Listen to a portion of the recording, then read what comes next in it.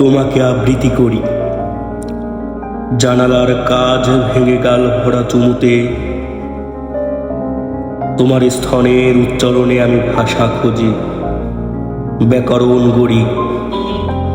এক একটি নিঃশ্বাসে ছিঁড়ে ফেলি নির্বোধ সভ্যতার পর্দা। তুমি খোলা পাতার মতো, আমি কলমের খোঁচায় তোমার ভেতরে ঢুকি। রক্ত আর অক্ষরের মিশেলে আমি রচনা করি দোহের মহাকাব্য। তোমাকে নগ্ন করি প্রতিটি শব্দে,